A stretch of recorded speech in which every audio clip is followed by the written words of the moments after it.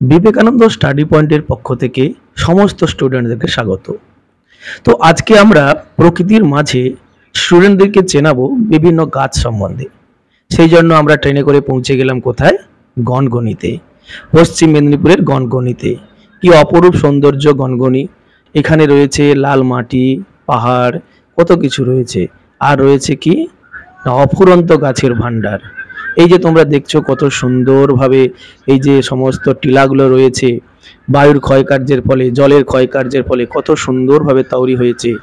যারা ভূগোলের স্টুডেন্টস রয়েছে বা যারা শিক্ষক শিক্ষিকা রয়েছেন তারা নিশ্চয়ই গেছেন কি সুন্দরভাবে এখানে আমাদের ল্যান্ডফর্মগুলো তৈরি হয়েছে। এখানে কত পিকনিক হচ্ছে। তো আজকে আমরা যে জন্য গেছি, বিভিন্ন গাছকে কি করে আমরা প্রকৃতির কোলে বসে শনাক্ত করব, সেই জন্য আমরা গেছি। আমাদের দ্বিতীয় পর্বে বিভিন্ন গাছ আমরা শনাক্ত করছি। বিভিন্ন রকমের গাছ, তাদের কি ক্যারেক্টার রয়েছে, তাদের ফল কেমন গঠিত হয়, তাদের ফুল কেমন হয়, স্টুডেন্টদেরকে এরা শেখাবো আমরা। আজকে যারা এইচএসে পড়ছে, তারা কেউ বটানি নিয়ে কলেজে পড়বে, তাদের গাছ চিনতে যাতে অসুবিধা না হয় বিভিন্ন রকমের গাছ আমরা চিনাচ্ছি।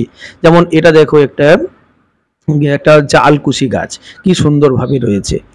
আজকে আমরা ঘুরতে ঘুরতে পৌঁছে গেলাম এই শিলাবতী নদীর ধারে। অপূর্ব সৌন্দর্য শিলাবতী নদীর। আমাদের একে মনে ধারণ করে রাখতে হবে যে আমরা শুধু প্রকৃতি থেকে পাঠ নিলে হবে না, প্রকৃতিকে সুন্দর রাখতে হবে, সেই সম্বন্ধেও আজকে জানতে হবে। আমরা এর পরের ভিডিওতে প্রত্যেকটা গাছ সম্বন্ধে জানাবো। তাই প্রত্যেক স্টুডেন্টকে বলবো, তোমরা গনগনিতে এসো, তোমরা বিভিন্ন গাছ চিনবে, পরিবেশকে চিনবে।